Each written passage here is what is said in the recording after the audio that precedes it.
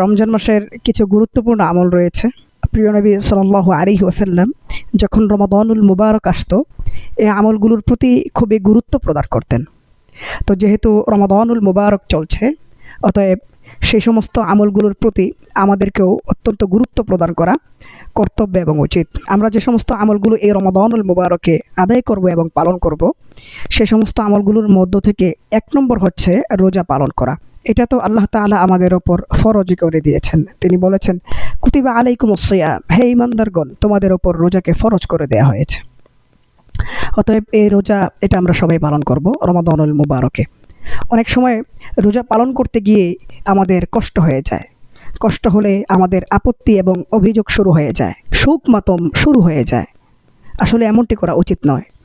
যেখানে আমরা সামান্য দুনিয়াবি স্বার্থ উদ্ধার করার জন্য আমাদের খাবার দাবার, সুখ শান্তি, আরামে সব কিছুকে আমরা বিসর্জন দিয়ে দিতে পারি, সেখানে আল্লাহ তাআলার ইবাদত এবং সন্তুষ্টি অর্জনের জন্য অবশ্যই আমাদের আরও বেশি স্যাক্রিফাইস করা উচিত, অবশ্যই আরও বেশি কোরবান করা উচিত। এবং রোজা রাখতে গিয়ে যদি আমাদের কষ্ট হয়, তাহলে ধৈর্য ধারণ করা। রাসূল সাল্লাল্লাহু আলাইহি ওয়াসাল্লাম সবাইকে ধৈর্য ধারণ করার নির্দেশ দিয়েছেন। এজন্য রাসূল সাল্লাল্লাহু আলাইহি ওয়াসাল্লাম রমাদানুল মুবারককে ধৈর্যের মাস বলেও অভিহিত করেছেন। হাদিসে পাকের মধ্যে ইরশাদ হয়েছে, প্রিয় নবী সাল্লাল্লাহু আলাইহি ওয়াসাল্লাম ইরশাদ করেছেন, ওয়া হুয়া শাহরুস সাবর, রমাদানুল মুবারক এটা ধৈর্যের মাস। ওয়াস সাবরু সাওয়াবুহু আল জান্নাহ, আর ধৈর্যের প্রতিদান কেবলই জান্নাত। সুবহানাল্লাহ। অতএব রোজা রাখতে গিয়ে আমাদের যত কষ্ট হোক না কেন, আমরা আল্লাহ তাআলার দিকে তাকিয়ে আমরা ধৈর্য ধারণ করব। হাদিসে এসেছে, বিনিময়ে আমরা জান্নাত পাবো। 2 নম্বর আমল হচ্ছে খুব বেশি পরিমাণে কোরআনুল কারীম তেলাওয়াত করা। যেহেতু রমজান মাস কোরআন নাজিলের মাস, এজন্য এই মাসে খুব বেশি পবিত্র কোরআনুল কারীম তেলাওয়াত করা। প্রিয় নবী সাল্লাল্লাহু আলাইহি ওয়াসাল্লাম নিজেও এই রমাদানুল মুবারক আসলে খুব বেশি পরিমাণে পবিত্র কোরআনুল কারীম থেকে তেলাওয়াত করতেন। হাদিসে এসেছে, ওয়াকানা জিবরিল ইয়ালকাহু ফি কুল্লি লাইলাতিন মিন রমাদান ফায়ুদারিসুহুল কোরআন, রমজান মাসের প্রতি রাতে হযরত জিবরিল আলাইহিস সালাম প্রিয় নবী সাল্লাল্লাহু আলাইহি ওয়াসাল্লামের কাছে আসতেন, ফায়ুদারিসুহুল কোরআন, এবং রাসূল সাল্লাল্লাহু আলাইহি ওয়াসাল্লামকে পবিত্র কোরআনুল কারীম তেলাওয়াত করে শোনাতেন। রাসূল সাল্লাল্লাহু আলাইহি ওয়াসাল্লাম জিবরাইল আলাইহিস সালামের সাথে পবিত্র কোরআনুল কারীম তেলাওয়াত করতেন এবং খতম করতেন। অন্য হাদিসে এসেছে, কানা ইউরাজু আলান নাবিয়্যিল কোরআন কুল্লা আমিন মাররাতান, প্রতি রমজানে রাসূল সাল্লাল্লাহু আলাইহি ওয়াসাল্লামকে পবিত্র কোরআনুল কারীম, পূর্ণ কোরআনুল কারীম একবার পাঠ করে শোনানো হতো। ফাউরিজু আলাইহি মাররাতাইন ফিল আম আল্লাযী কুবিযা ফীহ, যে বছর আল্লাহর রাসূল সাল্লাল্লাহু আলাইহি ওয়াসাল্লাম ইন্তেকাল করেছেন, সেই বছরের রমজানে, অর্থাৎ রাসূলের জীবনের সর্বশেষ রমজানে রাসূল সাল্লাল্লাহু আলাইহি ওয়াসাল্লামকে পবিত্র কোরআনুল কারীম 2 বার পাঠ করে শোনানো হয়েছে। আল্লাহ তাআলার পক্ষ থেকে ফেরেশতার মাধ্যমে রাসূল সাল্লাল্লাহু আলাইহি ওয়াসাল্লামকে পবিত্র কোরআনুল কারীম পাঠ করে শোনানো হতো। সেই সাথে প্রিয় নবী সাল্লাল্লাহু আলাইহি ওয়াসাল্লাম নিজেও এই রমাদানুল মুবারকে খুব বেশি পরিমাণে কোরআনুল কারীম তেলাওয়াত করতেন। অতএব আমাদের সকলের কর্তব্য এবং উচিত এই রমাদানুল মুবারকে খুব বেশি পরিমাণে কোরআনুল কারীম তেলাওয়াত করা। তো এজন্য অনেকে রমাদানুল মুবারকে পবিত্র কোরআনুল কারীম খতম করার আশা করে। তো খতম করতে গিয়ে অনেক সময় অনেক দ্রুত তেলাওয়াত করে, এটা আসলে উচিত নয়।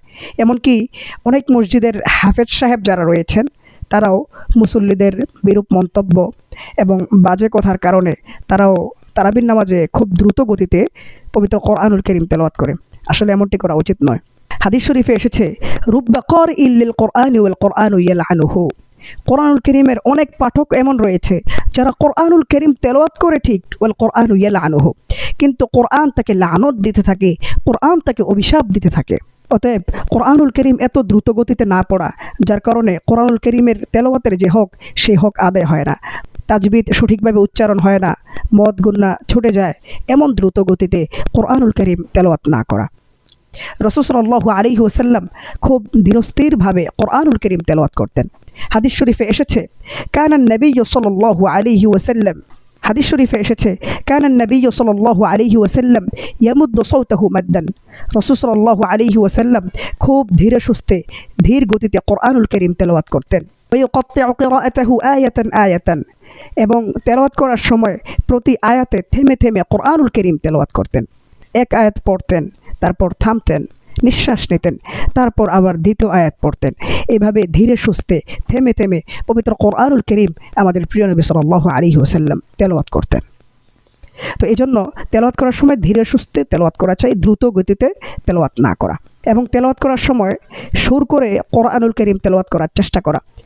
হাদিস শরীফের মধ্যে এসেছে, মাল্লাম ইয়াতাগান্না বিল কোরআন ফালাইসা মিন্না, যে সুর করে কোরআনুল কারীম তেলাওয়াত করার চেষ্টা করে না, ফালাইসা মিন্না, সে আমার দলভুক্ত নয়।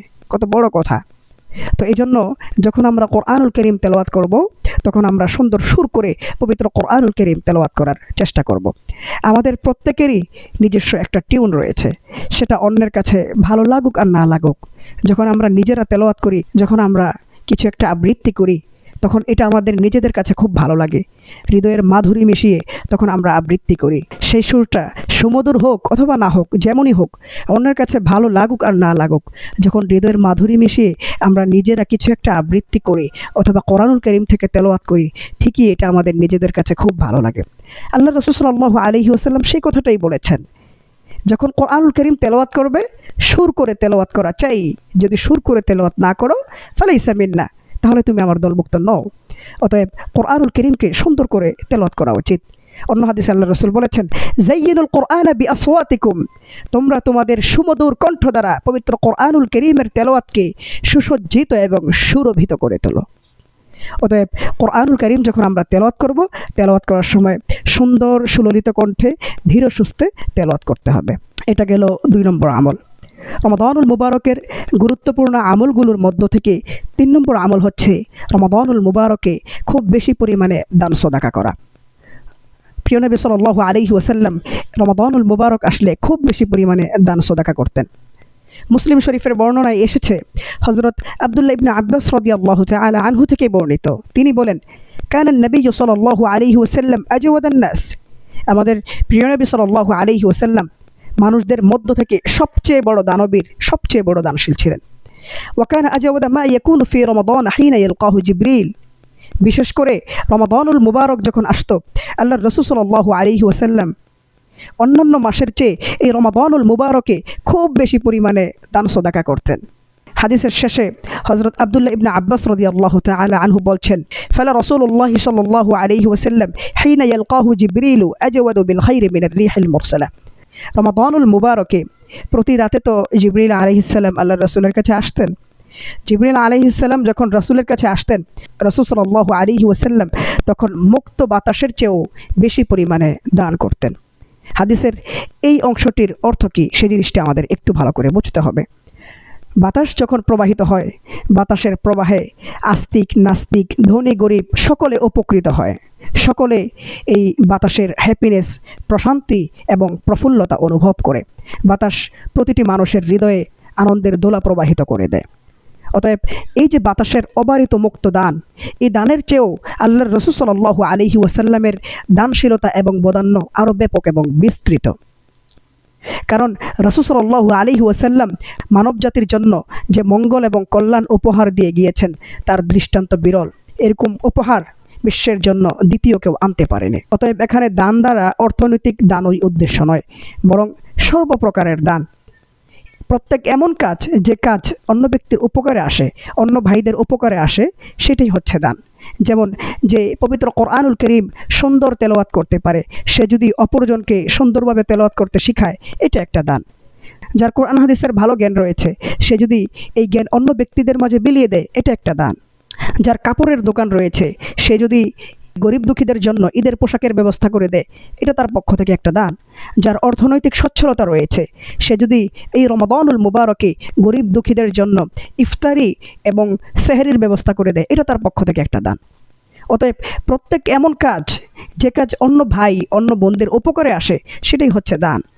একজন ব্যক্তি বৃদ্ধ লোক, সে বোঝা বহন করে নিয়ে যাচ্ছে, তার জন্য এটা কষ্টসাধ্য হচ্ছে, আপনি তার বোঝাটা বহন করে দিলেন, এটা একটা দান। অর্থাৎ প্রতিটি ভালো কাজ, কুল্লু মারুফিন সাদাকাহ, প্রতিটি ভালো কাজই হচ্ছে দান।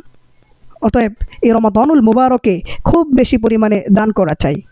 আর দান দ্বারা শুধু অর্থনৈতিক দানই উদ্দেশ্য নয়, বরং প্রত্যেক এমন ভালো কাজ যেটা আমার অপর ভাইয়ের উপকারে আসে, সেটাই হচ্ছে দান।